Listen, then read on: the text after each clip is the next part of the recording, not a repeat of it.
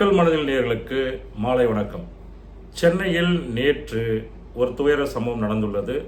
1000 விளக்கு பகுதியில் 5 வயது சிறுமி ராட்வீலர் 2 நாய்கள் கடித்து குதறியுள்ளது. இதற்கு முன்பாக நம்ம குறைய மட்டுமே பேச வேண்டாம் என்று நினைக்கிறேன். துரிதமாக செயல்பட்ட தமிழ்நாடு அரசு, சென்னை மாநகராட்சி ஆணையர் ராதாகிருஷ்ணன் அவர்கள், கால்நடை மருத்துவ குழு, காவல்துறை, இப்பொழுது ட்ரீட்மெண்ட் எடுத்துக்கொண்டிருக்கும் அந்த மருத்துவ பிரைவேட் ஹாஸ்பிட்டல் தான். அனைவருக்கும் முதல்ல நன்றியை சொல்ல கடமைப்பட்டுள்ளோம். நேற்று அப்படி ஒரு துயர சம்பவம் நடந்த உடனே எல்லாருமே ஆக்டிவாக இருந்து ஓடோடி வந்து அந்த குழந்தைக்கு உண்டான சிகிச்சையை செய்வதற்கு இமீடியட்டாக ஆக்ஷன் எடுத்திருக்காங்க. அதற்காக முதல்ல நம்ம பாராட்ட கற்றுக்கணும். தவறு நடந்ததுக்கப்புறம் தவறை மட்டுமே சுட்டி காட்டி கொண்டு இருக்கக்கூடாது. அந்த தவறு நடந்து விட்டது, அடுத்தது என்ன செய்யணும் என்ற அந்த நோக்கத்தோடு செயல்பட்ட குறிப்பாக சென்னை மாநகராட்சியுடைய ஆணையர் அவர்களுக்கு மனமார்ந்த நன்றிகளை தெரிவித்துக் கொள்கிறேன். இப்போது இந்த ராட்வீலரை பற்றி ஏகப்பட்ட விஷயங்கள் வந்திருக்கு, போயிருக்கு. இது தொடர்கதையாக தான் இருக்குது. அதாவது 23 வகையான வெளிநாட்டு நாய்க்கள் இவங்க இம்போர்ட் பண்ணக்கூடாது என்று மத்திய அரசு ஒரு ஆணையிட்டது. அதற்கு நடுவில் இடைக்கால தடை, திருப்பி உயர்நீதிமன்றம், டெல்லி உயர்நீதிமன்றம் இவங்கெல்லாம் இடைக்கால தடை விதித்தாங்க. ஸோ இது சட்ட போராட்டம், செல்ல பிராணிகளை வளர்க்குறவங்களுடைய அந்த ஒரு ஆர்வத்தை யாரும் தடை பண்ண விரும்பலை. பட் ஆனால் இந்த செல்ல பிராணிகள் என்ற இடத்தில் இந்த ராட்வீலர் மற்றும் இது போன்ற ஒரு 23 வகையான வெளிநாட்டு நாய்க்கள் அடங்கி இருக்கிறதா என்பதை ஒரு தெளிவான விளக்கத்தை இனிமேலாவது தெளிவுபடுத்த வேண்டும். ஏன் என்று சொன்ன போனீங்கன்னா, ராட்வீலரை பற்றி எல்லாருமே நிறைய பேசியிருப்பாங்க. ரொம்ப ஷார்ட்டாக சொல்ல போனீங்கன்னா, ராட்வீலர் தன்னுடைய எஜமானுக்கு மட்டும்தான் கீழ்ப்படிந்திருக்கும். சில வேளை அந்த எஜமானே ஏதாவது தவறு செய்து விட்டால், அதாவது உதாரணமாக அதுக்கு சரியான நேரத்துக்கு சாப்பாடு கொடுக்கல, அதை இரிட்டேட் பண்ணிட்டாங்கன்னா அந்த எஜமானியை காலி பண்ண கொண்ட விஷயங்கள்லாம் நம்ம சென்னையிலே நடந்திருக்கு. சில குறிப்பிட்ட வகையான நாய்க்களை நீங்கள் வீட்டில் வச்சு வளர்க்கும் போது, வெளியில் கூப்பிட்டு போகும்போது இந்த மாதிரி ஒரு அசம்பாவிதங்கள் நடக்காது. இப்படி போன்ற ஆக்ரோஷமான நாய்க்களை, அதாவது இந்த மாதிரி நாய்க்களை தடை செய்யப்படணுன்ற ஒரு கொஸ்டின் வரும்போது அது எதற்காக தடை செய்யப்பட சொல்கிறாங்க? அதாவது நாட்டு நாய்களும் நம்ம நாட்டு நாய்களையும் வெளிநாட்டு நாய்களையும் அதுக்குள்ள அரசியல் இருக்கு, அதை பற்றி நம்ம பேச விரும்பலை. அது ஒரு தனி சப்ஜெக்டை நம்ம அடுத்தது பேசலாம். பட் இந்த ஆக்ரோஷமான நாய்க்களை நீங்கள் வீட்டில் வச்சு வளர்க்கும் போது உங்களை வீட்டு பாதுகாப்புக்காக வளர்க்குறீங்க.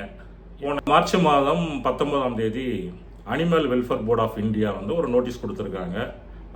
இந்த மாதிரி நாடெல்லாம், இந்த மாதிரி நாய்க்களெல்லாம் நீங்கள் ப்ரீட் பண்ணக்கூடாது, இம்போர்ட் பண்ணக்கூடாது, அப்படி சில தடைகளாக விதிச்சிருக்காங்க. பட்டு அதற்குள்ளே அது இந்த தடைக்கு மீது இன்னொரு தடையெல்லாம் வந்திருக்கு. உயர்நீதிமன்றம், டெல்லி உயர்நீதிமன்றம், அப்படி தடைகள் இருக்குது. நம்ம இந்த தடைகளை எப்படி நிவர்த்தி பண்ணலாமா இல்லை வளர்க்கலாமான்றதெல்லாம் மீறி இப்படி போன்ற நாய்க்களை நீங்கள் வளர்ப்பது 2 ரீசன். சேல்ஸ் பண்ணுறோம், இல்லைன்னா நம்மளுக்கு பிரியமாக வளர்க்குறோம். செல்ல பிராணிகள் வளர்ப்பதில் எல்லாருக்கும் ஒரு ஆர்வம் இருக்கும். அந்த ஆர்வத்தோட இப்படி போன்ற நாய்க்களை வளர்க்கும்போது நீங்கள் ஒரு பாதுகாப்புக்கே வளர்க்குறேன்னு வச்சுக்கோங்க. ஆக்சுவலாக பார்த்தீங்கன்னா ராட்வீலர் ஒரு வேட்டை நாயன்றது தான் நம்ம படிச்சிருக்கோம். அந்த காலத்தில் வேட்டை இப்போ காட்டில் இருக்கும்போது, இல்லை ஒரு எப்படி சொல்ல பண்ணை வீட்டில் இருக்கும்போது ஆடு மாடுகளை மற்ற விலங்கினங்கள்லாம் அடிக்கிறது முன்னாடி இது பாதுகாப்பாக இருக்கும். அப்படி பண்ணுற ஒரு நாயை தான் ராட்வீலரை பற்றி ஒரு குறிப்பு இருக்குது. இப்படி போன்ற நாய்க்களை பப்ளிக் பிளேஸ், அதாவது அப்பார்ட்மெண்ட்டு, இப்போ சுற்றி இருக்கிற வீட்டில் நீங்கள் வச்சு அடைக்கும் போது அதற்குன்னு ஒரு இயற்கையான குணம் இருக்கும்ல. எல்லாருக்கும் ஒரு இயற்கையான குணம்னு இந்த ராட்வீலருக்குன்று ஒரு இயற்கை குணம் இருக்கும்ல. அது ஆக்ரோஷமான நாய் என்பதை எல்லாரும் குறிப்பிட்டிருக்காங்க. ஸோ இப்படி போன்ற இந்த நாய்களை நீங்கள் வீட்டுக்குள்ளே வச்சு சரியாக பராமரிக்க முடிஞ்சிருந்ததுன்னா நீங்கள் வீட்டில் வச்சு நீங்கள் வளர்த்துருக்கணும். நாயை பிரியப்பட்டு வாங்குறோம், எப்படி வளர்க்கணுன்றது தெரிஞ்சு வளர்க்குறீங்களா, இல்லைன்னா எல்லாரும் பார்க்கணும், இது எப்படி ஒரு லக்ஸரியா, எப்படி ஆடம்பரமா, நம்ம வீட்டில் ஒரு பெரிய கார் வச்சுருக்கோம், எந்த கார் வாங்குகிறோம் அப்படின்னு ஒரு ஆடம்பரத்தின் வந்த விஷயமா, இல்லை இது வியாபார நுணுக்கமான்றது தெரியல. ஆனால் நீங்கள் நாயை வளர்க்கும் போது ரெஸ்பான்சிபிலிட்டி ஃபுல்லாக உங்களுக்கு தான் இருக்குது. நேற்று அந்த ஒரு 5 வயது சிறுமியை கடித்து கொதறியது வந்து மண்டையில் டிஃபன், அதாவது ஆணையர் பேசுகிறாருங்க, அவர் வந்து தெளிவாக விளக்கம் கொடுக்குறாரு, ஏதோ மறைச்சி ஏதோ சொல்லணுன்றது சொல்ல. டிஃபன் பாக்ஸ் அளவுக்கு சைஸில் வந்து அது ஃபுல்லாக எடுத்திருக்கு, கை கால் எல்லா இடமும் கடிச்சிருக்கு. இப்படி ஆக்ரோஷமாக சொல்லும் போது அது ஓனரும் நின்று வேடிக்கை பார்த்துருக்காரு. இப்படிப்பட்ட நாய்களை வளர்க்கும் போது கொஞ்சமாவது நீங்கள் அந்த நாயுடைய தன்மை தெரிந்து இது பப்ளிக் பிளேஸில் எடுத்துகிட்டு போகலாமா, ஆட்கள் நடமாட்டம் இருக்கிற இடத்துல எடுத்துகிட்டு போகலாமா, இன்றைக்கி வந்து சட்டம் என்ன சொல்லுது, அந்த சட்டத்தின்படி நம்ம லைசன்ஸ் வாங்கியிருக்கிறோமா, மாநகராட்சி கிட்ட லைசன்ஸ் வாங்கியிருக்கிறோமா, நீங்கள் வேற எங்கேயோ ஒரு இடத்துல வாங்கி வச்சுருப்பீங்க. மாநகராட்சி என்பது உங்களுக்கு பிரச்சனையான நேற்று யாரும் வந்து உடனே நின்னாங்க, நீங்கள் எங்கே லைசன்ஸ் வாங்கலாம் அவங்களாம் வந்து நின்று ரெஸ்பான்ஸ் பண்ணாங்க. யாரிடம் ரெஸ்பான்ஸ் பண்ணணுமோ அந்த எந்த ஜோனோ அந்த ஜோனில் வந்து நீங்கள் குறிப்பிட்டு நீங்கள் சொல்லியிருக்கணும், சரியான ட்ரீட்மெண்ட் எடுத்துக்கணும். ஆல்ரெடி இந்த சம்பவம் இதே இடத்துல இதே நாய்க்களால் நிறைய இன்சிடென்ட் நடந்திருப்பதாக வந்து தகவல் வருது. இப்படி தகவல் வந்தும் எச்சரிக்கை இல்லாமல் கேஷுவலாக இருந்து இருப்பது வந்து அவர் மீது காவல்துறை தக்க நடவடிக்கை எடுக்கும். அதாவது இந்த பனிஷ்மெண்ட் வந்து சிவியராக இருக்கும் போது தான் அடுத்த தவறு செய்யும் போது வந்து எச்சரிக்கையாக இருப்பாங்க. அதாவது தண்டனை கடுமையாக இருக்கணும். ஏன் சொல்ல வரோம்னா, இது ஏதோ கடிச்சிருச்சு ஏதோ ஒரு அது வந்து பிராணி, அது வந்து செல்லப்பிராணி, நம்மளை பொறுத்தவரைக்கும் செல்லப்பிராணின்னு சொல்கிறோம், இது வந்து வேட்டையான நாயின்னு சொல்கிறோம், தடைப்பட்ட விலங்கு எல்லாமே சொல்லலாம். பட் அதுவும் ஒரு உயிரினம், அதுக்கும் பாதுகாப்பு தேவை. நம்ம தானே பாதுகாப்பாக வச்சுருக்கணும். இந்த பாதுகாப்பே இல்லாமல் நீங்கள் பொதுவாக நீங்கள் வந்து சாலையில் அந்த பூங்கா, அதை பூங்கா என்பது எது, மாநகராட்சி பூங்காவில் எல்லாருமே வந்து போகிறாங்க. அது எல்லாரும் நல்ல வேலை எல்லாரும் வந்து போகிற நேரம் அந்த இடத்துல பராமரிப்புக்காக அவங்க ரூம் இடத்துல இருந்தவங்க இந்த பிரச்சனையை இந்த சின்ன குழந்தை ஃபேஸ் பண்ணி அவங்க அம்மாவும் கடிப்பட்டிருக்காங்க. இதில் இன்னும் ஒரு பெரிய விஷயம் பார்த்தீங்கன்னா, அவங்க தகப்பனார் அந்த ஃபேமிலி எல்லாம் வந்து என் குழந்தைய காப்பாற்றி மட்டும் கொடுங்க, எங்களுக்கு பணம் வேணான்றாங்க. பணத்துக்கு குறிக்கோள் இல்லாத அந்த ஒரு ஏழ்மை நிலையில் இருக்கிற அந்த தகப்பனருடைய அவங்களுடைய குடும்பத்தினுடைய வேண்டுகோள் என்ன தெரியுங்களா, இனி இந்த மாதிரி யாருக்கும் நடக்கக்கூடாது, என்னுடைய குழந்தைய காப்பாற்றி கொடுங்க, பணம்லாம் எங்களுக்கு தேவையில்லை. அப்போ இது காவல்துறை எல்லாருமே வந்து சப்போர்ட் பண்ணது போல இப்படிப்பட்ட அந்த நாயினுடைய உரிமையாளர் தக்க நடவடிக்கை எடுக்கணும். அது கடுமையான தண்டனையாக இருக்கணும், சட்டத்திட்டத்துக்கு உட்பட்டு. ஏன்னா இது வந்து எல்லாருக்கும் ஒரு பாடமாக இருக்கணும். எல்லாரும் வளர்க்குறவங்க எல்லாரையும் நம்ம வந்து குற்றம் சொல்லிட்டு இது சொல்லக்கூட, வளர்ப்பதற்கு இந்த மாதிரி செல்லப்பிராணி வளர்ப்பதற்கு முறையாக இருக்குது. பட் இதில் சில மேதாவிகள்லாம் பேசுகிறாங்க, இந்த ஒரு மத்திய அரசு வந்து நோட்டீஸ் கொடுத்துருக்கு, கருத்தடை பண்ணிடணும், இந்த இனத்தை அழிச்சிடணும், சில இடத்துல இது குறிப்பிட்ட சில இடத்துல ரேப்பு நடக்குது, அந்த ரேப்பு நடந்ததுன்னா எல்லாருக்கும் வந்து கல்யாணமே பண்ணக்கூடாதுன்னு சொல்றாங்களா அப்படின்னு அந்த மேதாவி போன்ற ஆட்களுக்கு சொல்வது என்னவென்றால், நாயினுடைய இனத்தை அழிக்க சொல்ல, குறிப்பிட்ட சில இது மாதிரி ஆக்ரோஷமாக போன்ற நாய்களை மட்டும்தான் நீங்க இம்போர்ட் பண்ணாதுன்றீங்க. அது எந்த நாட்டில் இருக்கோ அதனுடைய கிளைமேட் இருக்கும், அந்த கிளைமேட்டுக்கு ஏற்ற போல அந்த நாயினுடைய வளர்ப்பு விகிதம் இருக்கும், அவங்க வந்து பாதுகாப்பாக வச்சிருப்பாங்க. நேற்று நடந்த இன்சிடென்ட்டுக்கு அந்த மேதாவி என்ன சொல்ல போறாரு, அவர் என்னமோ சொல்றாரு. இன்னமும் நான் நடுவில் ஒரு யூடியூப்ல பார்த்ததுனால சொல்றேன், எங்கேயோ 2 சம்பவங்கள், 140 கோடி பேர்ல 2 சம்பவங்கள்.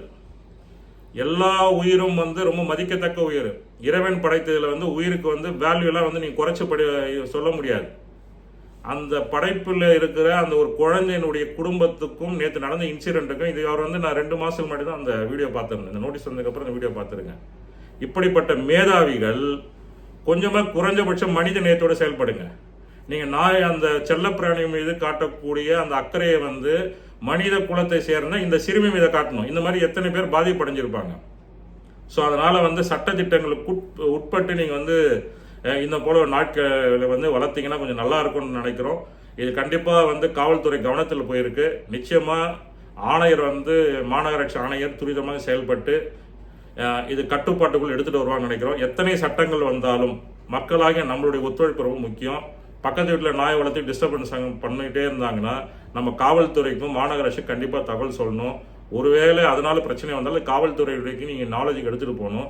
ஏன்னா காவல்துறைக்கு ஏகப்பட்ட வேலையும் மாநகராட்சி ஏகப்பட்ட வேலைகள் இருக்கும்பொழுது இப்படி சில சம்பவங்கள் நடக்கும்போது அவங்க கவனத்துக்கு எடுத்து செல்ல வேண்டிய தலையாய கடமை நம்முடைய பொதுமக்களாக நம்மளுக்கும் இருக்குது. ஸோ அதனால் இப்படி இந்த மாதிரி வந்து ஒரு கட்டுப்பாடே இல்லாமல் உங்களுக்கு டவுட்ஃபுல்லாக இருந்து லைசன்ஸ் இல்லாமல் இவர் பாட்டு கேஷுவலாக இருக்கிறாங்கன்னா நீங்கள் கண்டிப்பாக வந்து தகவல் கொடுக்கணும். அப்படி ஒரு தகவலை நீங்கள் கொடுக்கும்பொழுது இப்படிப்பட்ட அசம்பாவிதங்களும் தவிர்க்கப்படும். குறிப்பாக பார்த்தீங்கன்னா 23 வகையான நாய்களில் வந்து நம்ம பெருசாக எல்லாத்தையும் லிஸ்ட் அவுட் பண்ண முடியாது. ஏதோ ஒரு 2-3 நாய்கள் சொல்லலாம், பிட்புல் அந்த மாதிரி ஒரு நாய்கள்லாம் இருக்குது. பட் எனக்கு என்ன ஒரு டவுட்னா, இதை நம்ம கடைசியாக பேசி முடிச்சிருவோம்.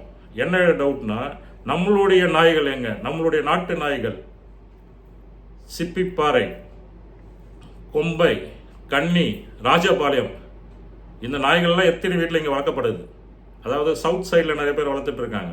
இந்த கலாச்சார சீரழிவா இல்லை இந்த மேல்நாட்டு நாய்கள் மேல் கொண்ட அந்த ஒரு ஆர்வமா என்னன்றதை நம்ம வேறொரு வீடியோவில் இதற்குண்டான காரணங்களை நாம் ஆராய்வோம். இந்த நேரத்தில் அந்த பாதிப்படைந்த சிறுமி விரைவில் சுகம் பெற்று வீடு திரும்ப வேண்டும் என்று எல்லாம் வல்ல இறைவனை நம்ம வேண்டிக் கொண்டு இந்த நிகழ்ச்சியை நிறைவு செய்கிறோம். நன்றி, வணக்கம்.